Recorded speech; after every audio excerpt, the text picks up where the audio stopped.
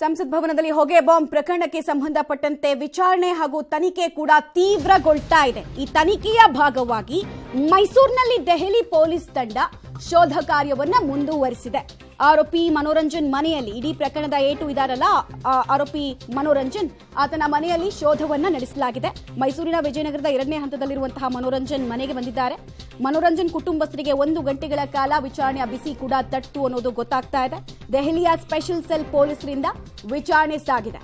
ಪ್ರಶ್ನೆಗಳನ್ನ ಸಿದ್ಧಪಡಿಸಿಕೊಂಡು ಅಂದ್ರೆ ಕ್ವೆಶ್ಚನಿಯರ್ಗಳನ್ನ ಸಿದ್ಧಪಡಿಸಿಕೊಂಡೇ ಬಂದಿದ್ದಾರೆ ಪೊಲೀಸ್ನವರು ಅನ್ನೋದು ಗೊತ್ತಾಗ್ತಾ ಇದೆ.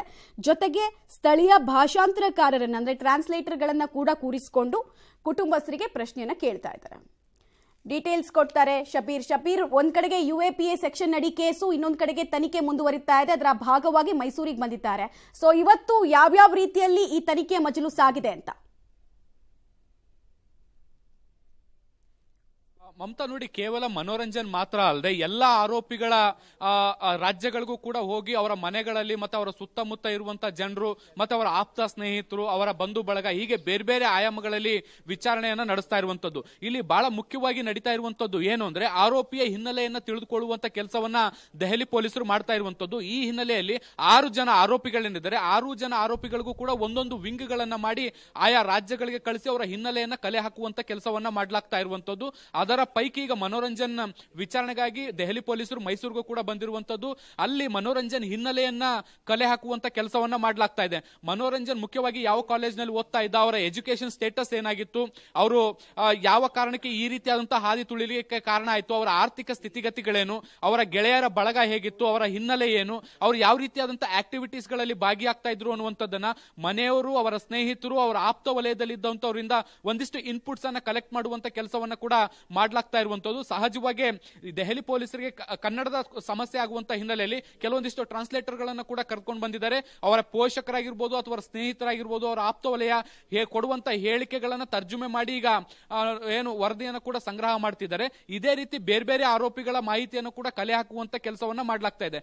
ಈ ಮೂಲಕ ಎಲ್ಲ ಆರೋಪಿಗಳ ಹಿನ್ನೆಲೆಯನ್ನ ಕಲೆ ಹಾಕುವಂತ ಕೆಲಸವನ್ನ ಈಗ ಸದ್ಯಕ್ಕೆ ದೆಹಲಿ ಪೊಲೀಸರು ಮಾಡ್ತಾ ಇದ್ದಾರೆ. ಮಮತಾ, ಇನ್ನು ಇದೇ ವಿಚಾರವಾಗಿ ಹೆಚ್ಚಿನ ಡೀಟೇಲ್ಸ್ ಕೊಡ್ತಾರೆ KP ನಾಗರಾಜ್, ಸ್ಪಾಟ್ ಇಂದ ನೇರ ಸಂಪರ್ಕದಲ್ಲಿ ಜಾಯ್ನ್ ಆಗ್ತಾ ಇದ್ದಾರೆ. KP ನಾಗರಾಜ್, ಈಗ ಸದ್ಯಕ್ಕೆ ಏನ್ ನಡೀತಾ ಇದೆ ಅಲ್ಲಿ ಅಂತ? ಮಮತಾ, 1 ಗಂಟೆಗಳ ಕಾಲವಾಗಿ ಏನು ಮನೋರಂಜನ್ ಅವರ ತಂದೆ ಮತ್ತು ತಾಯಿಯ ಇಬ್ಬರನ್ನ ಪ್ರಶ್ನೆಗಳನ್ನು ಕೇಳಿದಂತಹ ದೆಹಲಿಯ ವಿಶೇಷ ತಂಡ ಈಗ ಮನೋರಂಜನ್ನ ರೂಮ್ನಲ್ಲಿದೆ. ಅಲ್ಲಿ ಹೆಚ್ಚು ಕಡಿಮೆ 3 ತಾಸುಗಳಿಂದಲೂ ಕೂಡ ಮನೋರಂಜನ್ ರೂಮ್ನಲ್ಲಿರುವಂತಹ ಪುಸ್ತಕಗಳನ್ನು ಪರಿಶೀಲನೆ ಕೂಡ ಮಾಡ್ತಾ ಇರುವಂಥದ್ದು. ಕೇವಲ ಪುಸ್ತಕಗಳ ಜೊತೆಗೆ ಮನೋರಂಜನ್ನ ಇರುವಂಥ ಡೈರಿಗಳಿರ್ಬೋದು, ಮತ್ತು ಬೇರೆ ಬೇರೆ ಪುಸ್ತಕಗಳಲ್ಲಿ ಆತ ಮಾಡಿಕೊಂಡಿರುವಂತಹ ಮಾರ್ಕ್ಗಳಿರ್ಬೋದು, ಹೀಗೆ ಎಲ್ಲದನ್ನು ಕೂಡ ಕೂಲಂಕುಷವಾಗಿ ಪರಿಶೀಲನೆಯನ್ನು ದೆಹಲಿಯ ವಿಶೇಷ ತಂಡ ಮಾಡ್ತಾ ಇದೆ. ಪ್ರಮುಖವಾಗಿ ಕೇವಲ ಏನು ಅವರ ತಂದೆ ತಾಯಿಯನ್ನು ಕ್ವಶನೇರ್ ಮಾಡಿದ್ದಂಥದ್ದು ಒಂದು ತಾಸುಗಳ ಕಾಲ ಮಾಡಿದರೆ, ಹೆಚ್ಚು ಕಡಿಮೆ ಕಳೆದ 3 ಗಂಟೆಗಳಿಂದಲೂ ಕೂಡ ನಿರಂತರವಾಗಿ ಏನು ಮನೋರಂಜನ್ ಇದ್ದಂತಹ ರೂಮಿನನ್ನು ಪೊಲೀಸರು ಪರಿಶೀಲನೆ ಮಾಡ್ತಾ ಇದ್ದಾರೆ. ತಾವೀಗ ಗಮನಿಸ್ತಾ ಇರುವಂಥದ್ದು ಇದು ಮನೋರಂಜನ್ ಇದ್ದಂತಹ ರೂಮ್. ಅವನು ಮೈಸೂರಿಗೆ ಬಂದಂಥ ಸಂದರ್ಭದಲ್ಲಿ ಆ ರೂಮ್ನಲ್ಲೇ ಇರ್ತಾ ಇದ್ದ.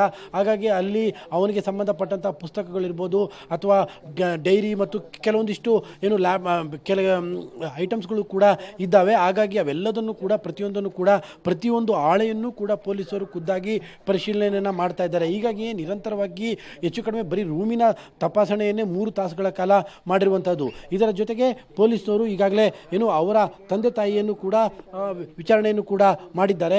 ಪ್ರಮುಖವಾಗಿ ಶರ್ಮಾ ಯಾವತ್ತು ಮೈಸೂರಿಗೆ ಬಂದಿದ್ದ ಅನ್ನುವಂಥದ್ದು ಇಲ್ಲಿ ಬಹಳ ಮುಖ್ಯವಾದಂತಹ ಪ್ರಶ್ನೆ. ಹೀಗಾಗಿ ಆ ಪ್ರಶ್ನೆಗೆ ಉತ್ತರವನ್ನು ಹುಡುಕುವಂಥ ಪ್ರಯತ್ನವನ್ನು ಅವರ ಪೋಷಕರ ಮೂಲಕವಾಗಿ ಮಾಡ್ತಾ ಇದ್ದಾರೆ. ಯಾವ ಸಂದರ್ಭದಲ್ಲಿ ಬಂದಿದ್ದ, ಏನಂತ ಅವರ ಪೋಷಕರಿಗೆ ಪರಿಚಯ ಮಾಡಿಕೊಟ್ಟಿದ್ದ ಅನ್ನುವಂಥದ್ದು ಬಹಳ ಮುಖ್ಯ. ಅದಕ್ಕಿಂತಲೂ ಕೂಡ ಮುಖ್ಯವಾಗಿ ಮಮತಾ, ಆರ್ಥಿಕವಾಗಿ ಮನೋರಂಜನೆಗೆ ಯಾರ ಸಪೋರ್ಟ್ ಇತ್ತು ಅನ್ನುವಂಥದ್ದು. ನೀವೇನಾದರೂ ದುಡ್ಡು ಕೊಡ್ತಾ ಇದ್ರಾ ಅಥವಾ ಬೇರೆಯವರ ಮೂಲಕವಾಗಿ ದುಡ್ಡನ್ನು ಆತ ಪಡೆದುಕೊಳ್ತಾ ಇದ್ನ? ಆರ್ಥಿಕವಾಗಿ ಆತನಿಗೆ ಸಂಪನ್ಮೂಲದ ಮೂಲ ಯಾವುದು ಅನ್ನುವಂಥದ್ದರ ಪ್ರಶ್ನೆಗೆ ಉತ್ತರ ಕಂಡುಕೊಳ್ಳುವಂಥ ಪ್ರಯತ್ನವನ್ನು ಇವತ್ತು ಅವರ ತಂದೆ ತಾಯಿಗಳ ಮೂಲಕವಾಗಿ ಪೊಲೀಸರು ಮಾಡಿದ್ದಾರೆ. ಜೊತೆಗೆ ಏನು ದೆಹಲಿಯ ಪೊಲೀಸರ ಜೊತೆಗೆ ಸ್ಥಳೀಯ ಪೊಲೀಸರು ಕೂಡ ಅವರಿಗೆ ಸಹಕಾರವನ್ನು ಕೂಡ ಕೊಟ್ಟಿದ್ದಾರೆ. ಮಮತಾ, KP ನಾಗರಾಜ್, ತನಿಖೆಗೆ ಇಡೀ ವಿಚಾರಣೆಗೆ ಹೇಗೆ ಸ್ಪಂದಿಸ್ತಾ ಇದ್ದಾರೆ? ಅಂದ್ರೆ ಕಂಫರ್ಟಬಲ್ ಆಗಿ ಉತ್ತರ ಕೊಡ್ತಾ ಇದ್ದಾರಾ ಮನೋರಂಜನ್ ಮನೆಯವರು, ಅಥವಾ ಕೆಲವು ಪ್ರಶ್ನೆಗಳಿಗೆ ಉತ್ತರ ಕೊಡದೆ ಸೈಲೆಂಟ್ ಆಗಿರೋದು ಅಂತದ್ದೇನಾದ್ರೂ ಕಂಡು ಬರ್ತಾ ಇದೆಯಾ? ಇನ್ಸೈಡ್ ಡೀಟೇಲ್ಸ್ ಅದ್ರ ಬಗ್ಗೆ ಇಲ್ಲಿ ತನಕ ಏನಾದ್ರೂ ಆಕ್ಸೆಸ್ ಆಗಿದೆಯಾ? ನಮಗೆ ಸಿಕ್ಕಿರುವಂಥ ಮಾಹಿತಿಗಳ ಪ್ರಕಾರವಾಗಿ ಪೊಲೀಸರು ಕೇಳ್ತಾ ಇರುವಂಥ ಎಲ್ಲ ಪ್ರಶ್ನೆಗಳಿಗೂ ಕೂಡ ಅವರ ತಂದೆ ತಾಯಿ ಸ್ಪಷ್ಟವಾಗಿ ಒಂದು ಉತ್ತರವನ್ನು ಕೊಡ್ತಾ ಇದ್ದಾರೆ. ಆದರೆ ಇಲ್ಲಿ ಸಮಸ್ಯೆ ಆಗಿರುವಂತಹದ್ದು ಅವರ ತಂದೆ ತಾಯಿಯನ್ನು ಕೂಡ ಮನೋರಂಜನ್ ಕತ್ತಲಲ್ಲಿ ಇಟ್ಟಿರುವಂಥದ್ದಂತೂ ಸ್ಪಷ್ಟವಾಗಿ ಕಾಣ್ತಾ ಇದೆ. ಪ್ರಮುಖವಾಗಿ ದೆಹಲಿಗೆ ಹೋಗಿರುವಂಥ ವಿಚಾರವೇ ಅವರ ತಂದೆ ತಾಯಿಗಳಿಗೆ ಗೊತ್ತಿಲ್ಲ. ಹಾಗಾಗಿ ಅವ್ರಿಗೆ ತಮಗೇನು ಗೊತ್ತಿದೆ ಅನ್ನುವಂಥದ್ದು ಆ ವಿಚಾರವನ್ನು ಅವರು ಎಲ್ಲದನ್ನು ಕೂಡ ಸತ್ಯಾಂಶವನ್ನು ನೇರವಾಗಿ ಪೊಲೀಸರಿಗೆ ತಿಳಿಸ್ತಾ ಇದ್ದಾರೆ. ಆರ್ಥಿಕವಾದಂಥ ವಿಚಾರದಲ್ಲೂ ಕೂಡ ಮನೆಯವರಿಗೆ ಸ್ಪಷ್ಟವಾದಂತಹ ಮಾಹಿತಿಗಳು ಕೂಡ ಇಲ್ಲ. ಹಾಗಾಗಿ ಏನು ಈ ಎಲ್ಲ ವಿಚಾರಗಳಲ್ಲೂ ಕೂಡ ತಂದೆ ತಾಯಿಯನ್ನೇ ಮನೋರಂಜನ್ ಕತ್ತಲಲ್ಲಿ ಇಟ್ಟಿರುವಂಥದ್ದು ಸ್ಪಷ್ಟವಾಗಿ ಗೊತ್ತಾಗ್ತಾ ಇರುವಂಥ ಕಾರಣಕ್ಕೋಸ್ಕರವಾಗಿ ಇದರಲ್ಲಿ ತಂದೆ ತಾಯಿಗೆ ಮುಚ್ಚುಮರೆ ಮಾಡುವಂಥ ವಿಚಾರಗಳೇ ಇಲ್ಲ. ಹೀಗಾಗಿ ಅವರಿಗೆ ಎಷ್ಟು ತಿಳಿದಿದೆಯೋ ವಿಚಾರ ಅಷ್ಟೆಲ್ಲದನ್ನು ಕೂಡ ಅವರು ದೆಹಲಿಯ ವಿಶೇಷ ತಂಡಕ್ಕೆ ತಿಳಿಸಿದ್ದಾರೆ. ಹೀಗಾಗಿನೇ ಪೊಲೀಸರು ಸದ್ಯಕ್ಕೆ ಮನೋರಂಜನ್ ಇದ್ದಂಥ ರೂಮಿನಲ್ಲೇ ಅತಿ ಹೆಚ್ಚಿನ ಕಾಲವನ್ನು ಕಳೀತಾ ಇದ್ದಾರೆ. ಯಾಕೆಂದರೆ ಅಲ್ಲಿಯ ಪರಿಶೀಲನೆಯ ಅವಧಿಯೇ ಕೂಡ ಸುದೀರ್ಘವಾಗ್ತಾ ಇದೆ. ಊಟಕ್ಕೂ ಕೂಡ ದೆಹಲಿಯ ಪೊಲೀಸರು ಹೋಗದೆ ಆ ರೂಮಿನ ಪರಿಶೀಲನೆಯನ್ನು ಮಾಡ್ತಾ ಇದ್ದಾರೆ. ಎಲ್ಲ ಪುಸ್ತಕಗಳು, ಯಾಕೆಂದರೆ ಒಂದೊಂದು ಪುಸ್ತಕದಲ್ಲಿ ಚಿಕ್ಕ ಚಿಕ್ಕ ಟಿಪ್ಪಣಿಗಳು ಕೂಡ ಇರ್ಬೋದು. ಹಾಗಾಗಿ ಪ್ರತಿ ಹಾಳೆಯ ಪರಿಶೀಲನೆ ಕೂಡ ಸಾಗ್ತಾ ಇದೆ.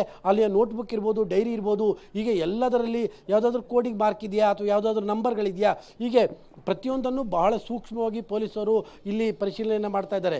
ಪ್ರಮುಖವಾಗಿ ಅವರು ಉತ್ತರವನ್ನು ಪಡ್ಕೊಳ್ಬೇಕಾಗಿರುವಂಥದ್ದು ಎರಡೇ ಪ್ರಶ್ನೆಗಳಿಗೆ. ಇಲ್ಲಿ ಆರ್ಥಿಕವಾದಂಥ ಮೂಲ ಯಾವುದು ಅನ್ನುವಂಥದ್ದು, ಜೊತೆಗೆ ಮನೋಹರ್ ಶರ್ಮನ ವಿಚಾರದಲ್ಲಿ ಇವರಿಗೆ ಇಲ್ಲಿಗೆ ಅವನು ಯಾಕೆ ಬಂದಂಥ ಸಂದರ್ಭದಲ್ಲಿ ಏನೇನು ಮಾಹಿತಿಗಳನ್ನ ಕೊಟ್ಟಿದ್ದ ಅನ್ನುವಂಥದ್ದನ್ನು ಅಷ್ಟೇ ಅವರು ಉತ್ತರ ಕಂಡುಕೊಳ್ಬೇಕಾಗಿದ್ದಂಥದ್ದು.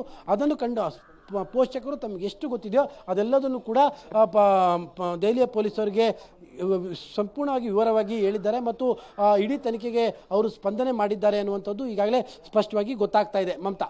ರೈಟ್, ಧನ್ಯವಾದ KP ನಾಗರಾಜ್ ತಮ್ಮೆಲ್ಲ ಮಾಹಿತಿಗಾಗಿ. ದೆಹಲಿ ಪೊಲೀಸರು ತನಿಖೆಯನ್ನ ಅಲ್ಲಿ ಚುರುಕುಗೊಳಿಸಿದ್ದಾರೆ. ತಂದೆ ತಾಯಿಯಿಂದ ಕೆಲವೊಂದಷ್ಟು ಇನ್ಫಾರ್ಮೇಶನ್ಗಳನ್ನ ಕಲೆ ಹಾಕ್ತಾ ಇದ್ದಾರೆ. ಮತ್ತೆ ಯಾವುದಾದ್ರೂ ಸೆನ್ಸಿಟಿವ್ ಇನ್ಫಾರ್ಮೇಶನ್ ಸಿಗಬಹುದಾ ಅಂತ ಹೇಳಿ ಅವರ ರೂಮನ್ನ, ಅಂದ್ರೆ ಈ ಆರೋಪಿ ಮನೋರಂಜನ್ ಇದ್ದಾನಲ್ಲ ಆ ರೂಮನ್ನ ಪದೇ ಪದೇ ತಲಾಶ್ ಮಾಡ್ತಾ ಇದ್ದಾರೆ.